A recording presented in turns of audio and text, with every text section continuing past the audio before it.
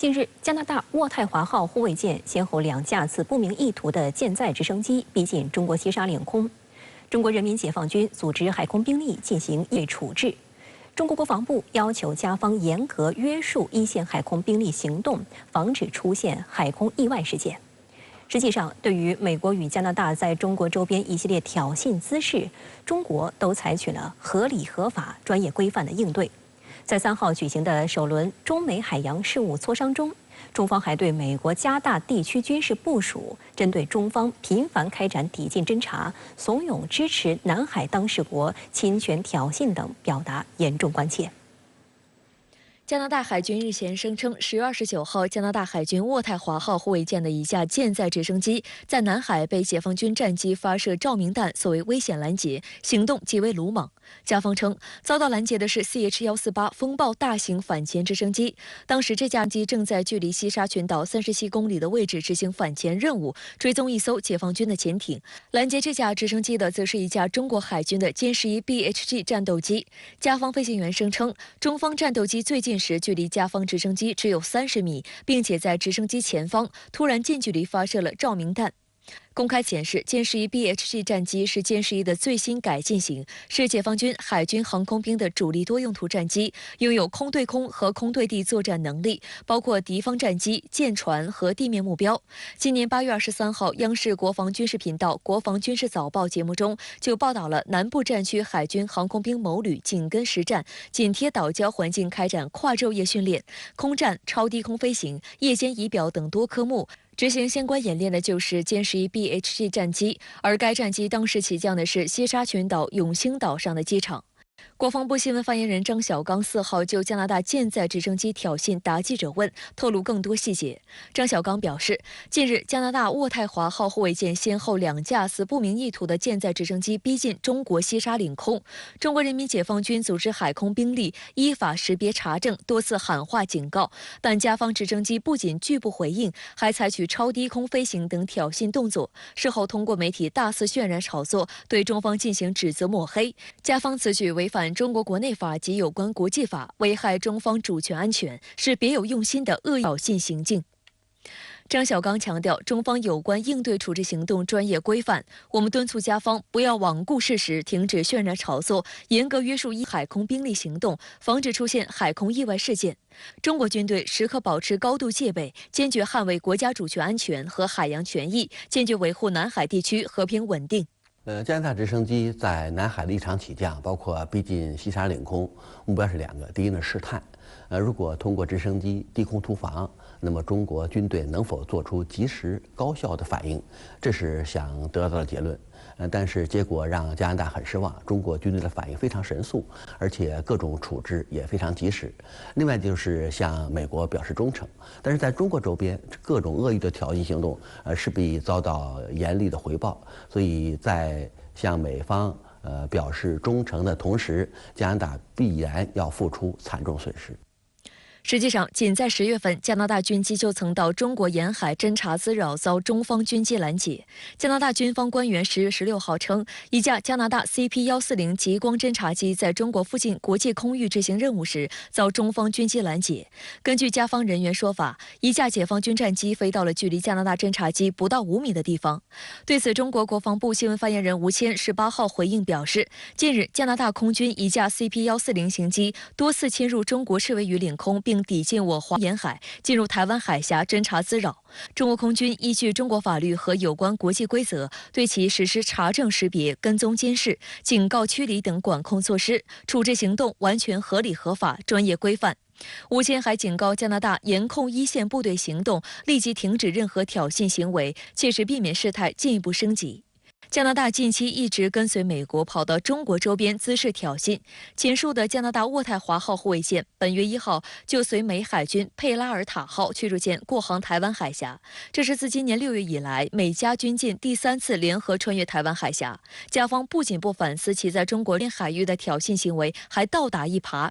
加拿大广播公司9月7号报道称，渥太华号护卫舰此前与中国海军舰艇发生至少3次遭遇，其中9月6号下午，一艘中国国海军052D 型驱逐舰在东海紧随加拿大军舰，并向加拿大军舰喊话，双方距离约1公里左右。报道还炒作称，加拿大方面遭到了激光照射，中方船只还放出了无人机。报道甚至提到，一架中国战机高速接近渥太华号，并在距其32公里处转向离开。有分析认为，加拿大跟随美军在亚太地区进行挑衅，甘心充当美国在亚太地区的打手，明显意图是以此向美国表忠心，巩固美加防务关系，同时增强赴海外执行军事任务的能力，借此提升自身的军事实力和国际影响力。但是由于受自身实力及国际制约因素影响，这种行为仅具有象征性质，难以产生实际效果。加拿大军舰伴随美国闯台海闹南海，而且反潜直升机在南海异常起降，对中国岛礁包括各种训练活动构成严重影响。明明是加拿大和美国抵近中国周边，威胁中国核心利益，对中国正常的军事能力进行干扰。那么现在呢是倒打一耙，说中国不安全，中国不专业。实际上，中国在不同方向所提供的这种安全保护，包括各种侦察监视能力，完全符合国际法。所以无论是发射照明弹，包括其他的驱离，包括拦截动作都非常规范。值得警惕的是，美国海军近日频频活跃于南海。里根号航母于10月26号穿过巴士海峡进入南海。美国海军第7舰队本月4号又发表新闻稿声称，美海军导弹驱逐舰杜威号在南沙群岛附近展开航行自由行动。行动结束后，杜威号继续在南海区域开展行动。美军印太司令部10月26号还发布视频和声明，宣称一架解放军歼11战机于2天前在南海上空抵近一架美国空军 B-52轰炸机，以不安全且不专业的方式飞行，最近时距美轰炸机仅约3米。我想告诉你的是，美国军机不远万里到中国家门口炫耀武力，是造成海空安全风险的根源，也不利于地区的和平稳定。中方将继续采取坚决措施，维护国家主权安全和领土完整。中国国防部在10月例行记者会上还发布了此前中美军机相遇时中方视角影像。国防部发言人吴谦当时提醒美方：“你若不来，我能拦你。”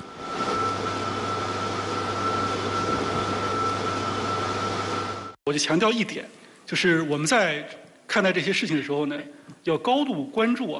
这个事情发生的地点。中美舰机近距离接触的地点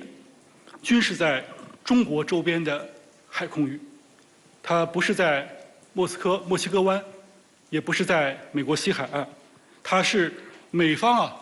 跑到中国的家门口来挑衅滋事。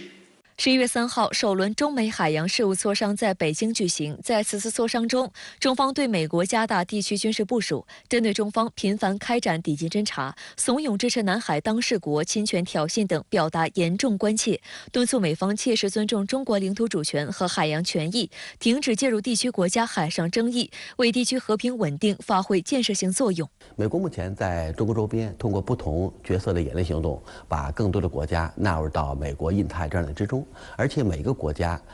无论是飞机、舰艇，在参加各种演练行动中，一定要当众诉苦、公开诉苦，也说明呢，在中国周边，美国的恶意抵近，包括美国盟国的恶意抵近，是所有问题的原因之所在。所以，中国军队理所应当的要做出正常反应。如果消除此类声音，消除此类行动，唯一的办法是远离中国。相关话题来连线特约评论员石红。石先生您好。